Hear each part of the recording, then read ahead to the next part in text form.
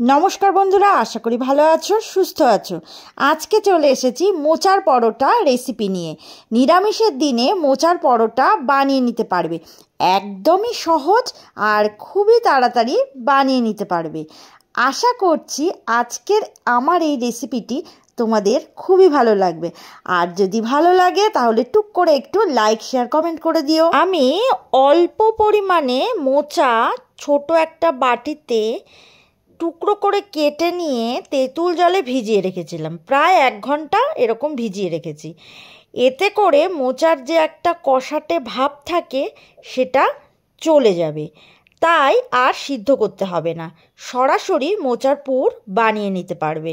একটা মাঝারি সাইজের আলু ছোট করে কেটে সিদ্ধ করে নিয়েছি। এখন পরোটা বানানোর জন্য ময়দা মেখে নেব। তার জন্য 250 গ্রাম ময়দা নিয়েছি, আর তার মধ্যে অল্প একটু নুন দিয়ে দিচ্ছি, আর সাদা তেল দিয়ে দিলাম। নুন আর তেল ময়দার সঙ্গে মিশিয়ে নিচ্ছি। এভাবে 2-1 মিনিট সময় নিয়ে মিশিয়ে নিচ্ছি। এবারে এর মধ্যে দিয়ে দিচ্ছি টক দই 100 গ্রাম। দই দিয়ে ময়দার সঙ্গে আবারও ভালো করে মিশিয়ে নিচ্ছি। আগে জল দেবে না, জলটা দইয়ের সঙ্গে ভালো করে ময়দা মেশানোর পরেই দেবে। এভাবে দইয়ের সঙ্গে ময়দা মিশিয়ে তারপরে জল দিচ্ছি। খুব ভালো করে ঠেসে ঠেসে মেখে নিচ্ছি। আর ছোট গ্লাসের 1 গ্লাস জল লেগেছে, সেটা পুরোটা একবারে দিব না, অল্প অল্প করে জল মিশিয়ে নিচ্ছি। এভাবে একটা নরম ডো তৈরি করে নেব। 5 মিনিটের মধ্যেই ডোটাকে মেখে নিচ্ছি। দেখো, এরকম নরম করে মেখে নিতে হবে। আর এই ডোয়ের ওপরে অল্প তেল মেখে নিচ্ছি। এখন এটা ঢাকা দিয়ে 10 মিনিট রেখে দেব। আর এখন মোচার পুর বানিয়ে নেব। তার জন্য গ্যাস অন করে কড়াই বসিয়ে দিয়েছি। কড়াইতে তেল দিয়ে দিলাম, আর তেল গরম হলে তার মধ্যে অল্প হিং দিয়ে দিলাম, আর 1/2 চামচ সাদা জিরে দিয়ে দিলাম।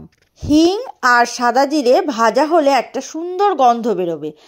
তখন দিয়ে দিচ্ছি 1 চামচ গ্রেট করে রাখা আদা। আর এবারে দিচ্ছি মোচা, আর দিয়ে দিলাম স্বাদ মতো নুন, 1/2 চামচ পরিমাণ হলুদ গুঁড়ো, 1 চামচ পরিমাণ লঙ্কার গুঁড়ো, 1 চামচ পরিমাণ জিরে গুঁড়ো, আর 1/2 চামচ পরিমাণ ধনে গুঁড়ো। এখন খুব ভালো করে মিশিয়ে নিচ্ছি। এভাবে 3-4 মিনিট সময় নিয়ে মোচা ভাজা ভাজা করে নেব। আর মোচা তেঁতুল জলে ভিজিয়ে রাখার কারণে মোচা আলাদা করে আর সিদ্ধ করার কোনো দরকার নেই।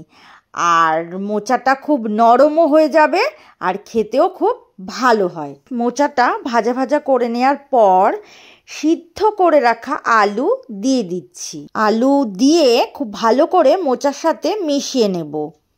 আর আলুটা ভালো করে হাত দিয়ে চটকে দিয়ে দিয়েছি, তাতে করে খুব তাড়াতাড়ি মোচার সাথে আলু মিশে যাবে। এখন দিচ্ছি 1 চামচ চিনি। চিনি দিয়ে আবারও নেড়ে নিতে হবে।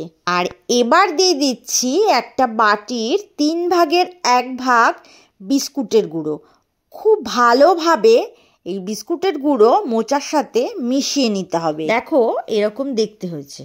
আর এভাবে করে আরও 3-4 মিনিট গ্যাসের ফ্লেম একদম লোতে রেখে ভাজা ভাজা করে নেব। ব্যাস, এবারে দিয়ে দিচ্ছি ধনেপাতা কুচি। আর ধনেপাতা কুচি দিয়ে ভালো করে মিশিয়ে নিচ্ছি মোচার সঙ্গে। ব্যাস, একেবারে রেডি মোচার পুর। এবার পরোটা বানানোর জন্য এই মোচার পুর ঠান্ডা করে নেব। আর ময়দার ডোটা আবারও একবার মেখে নিচ্ছি। এখন একটু বড় বড় করে 4টে লেচি কেটে নিচ্ছি। এর থেকে একটা লেচি বেলার জন্য নিলাম। অল্প তেল দিয়ে দিলাম। প্রথমে হাত দিয়ে এভাবে চেপে দিচ্ছি, তারপর একটু বড়ভাবেই বেলে নিচ্ছি। বেলনির সাহায্যে বেলে নিচ্ছি, আর একটু বড় করেই বেলে নিচ্ছি। আর এই বড় করে বেলা হলে সাইডের দিকটা এভাবে মুড়ে দিতে হবে। একদিক মোড়া হলে অপর দিকটা এভাবে ঠিক একইভাবে মুড়ে দিতে হবে। তারপর মাঝখানের একদম সেন্টার বরাবর যে মোচার পুর বানিয়েছিলাম সেটা এখানে দিয়ে দিচ্ছি, আর হাত দিয়ে এভাবে একবার ভালো করে চেপে দিচ্ছি। তারপর এভাবে মুড়ে নিলাম। তারপর ওপরের দিকটা এভাবে মুড়ে নিচ্ছি আর এভাবে চেপে আটকে নিচ্ছি যাতে কোনোভাবে ফাঁকা না থাকে। আর বেলনির সাহায্যে হালকা হাতে আবারও একটু বেলে নিচ্ছি। এবারে গ্যাসের তাওয়া বসিয়ে তেল দিয়ে দিলাম। তেল গরম হলে পরোটা দিয়ে দিচ্ছি। আর তেলের টেম্পারেচার একদম মিডিয়াম রাখতে হবে যাতে করে পরোটা একদম পুড়ে না যায়। দেখতেই পাচ্ছ এভাবে উল্টে নিতে হবে আর খুন্তি দিয়ে একটু চেপে নিচ্ছি যাতে ভেতরটা কাঁচা না থাকে। এভাবে 2-3 বার উল্টে পাল্টে ভেজে নিতে হবে। আর সবকটা এভাবে ভেজে নিয়েছি। ব্রেকফাস্টে কিংবা ডিনারে এরকম মোচার পরোটা বানিয়ে নিতে পারো। আজ এই পর্যন্তই।